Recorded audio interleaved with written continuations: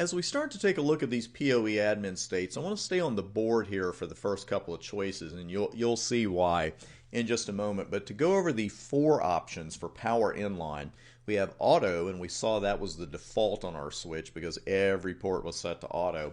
Automatically detect and power inline devices. Hey, sounds great. That's what we want to do. Consumption, configure the inline device consumption. Okay. Never apply inline power. Okay. And static, high priority inline power interface. That sounds good, but high priority, that's a little vague. That can mean a lot of things. We will get to that one, but let's hit auto first. Now, auto allows the switch to deliver up to 30 watts. Sounds familiar again because I mentioned it in the last video. And to change that maximum, you can use the max option. And your command to that point would be power inline auto max, as shown here in the middle of this screen. Now, take care with the numeric value you set here, because this command doesn't use watts. It uses milliwatts, MW. So if we wanted our IP phone to receive 5 watts maximum, regardless of how much power the phone actually asks for, we would use the command power inline auto max 5000. Now you might look at this and say, well, Chris, iOS help says I can set it from 4,000 to 15,400, so I wouldn't have to worry about setting it to 5. Well, not in real life, but we all know the exam and multiple choice might give you options that don't exist. So I think that's a good thing for you to know. That is in milliwatts. Now the consumption option, configure the inline device consumption. That sounds a little odd.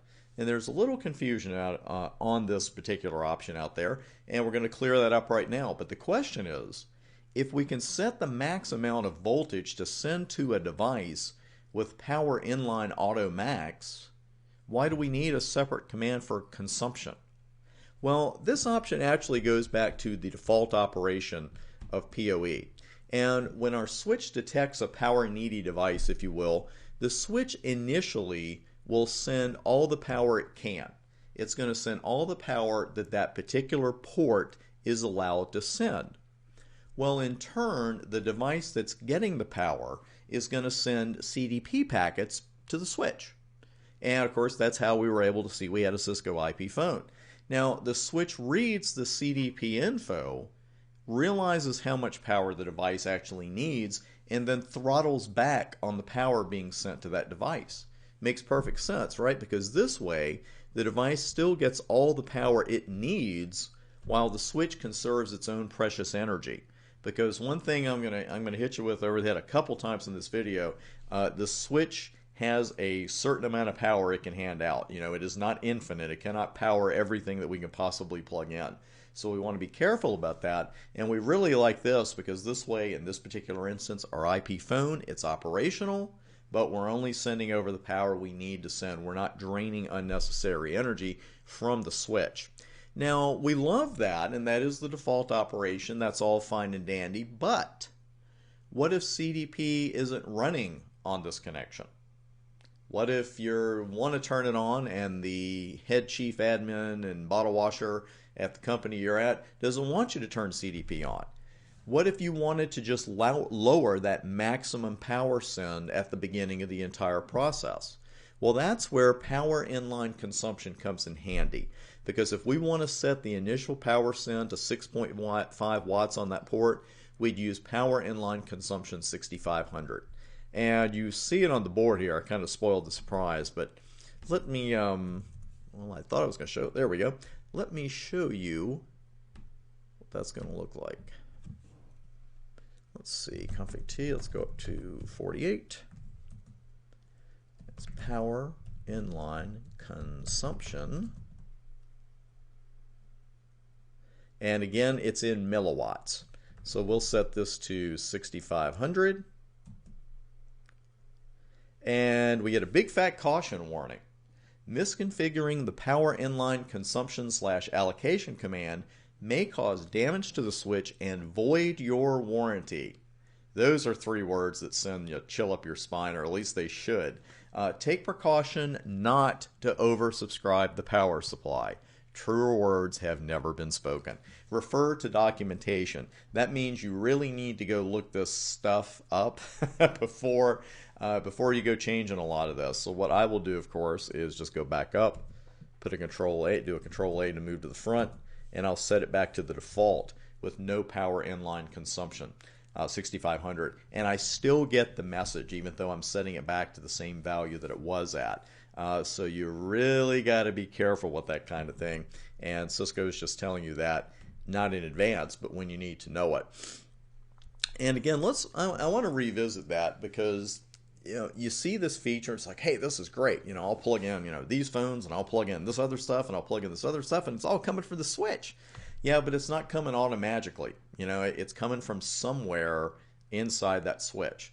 And I'm not saying that you can only hook one device up via PoE. I am not saying that. But I am saying you have to be really, really careful with that because you don't want to start draining your switch's power or overload it because you got it supplying electricity to so many different devices. What you have to be careful about, a couple of things actually. You got to watch how many PoE connections you're allowing. You have to watch how much power these connections are using. It's not just the number of connections, it's the sheer wattage they're using.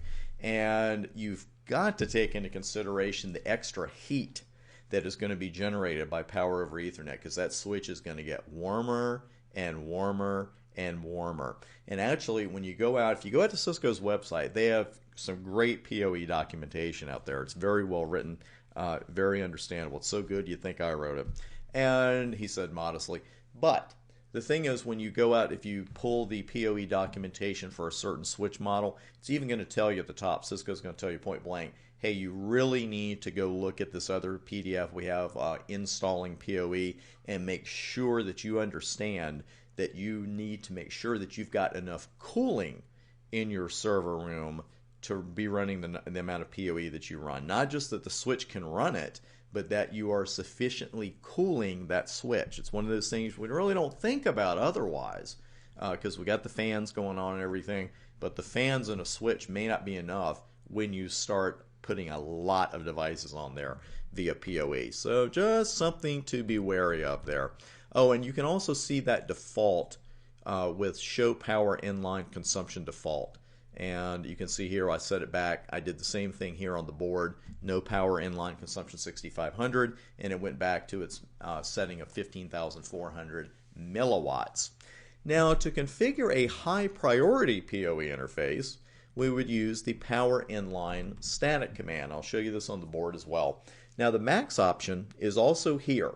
You've got it with auto and you have it with this, with static.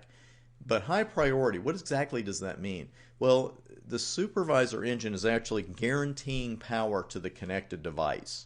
So it's not, you want to say, well, all of my ports are high priority. No, you really want to use this sparingly as well.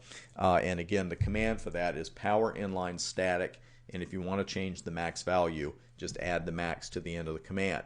Now, if you just don't want to do any of this stuff, if you just want to totally disable PoE, just put power inline never on the interface.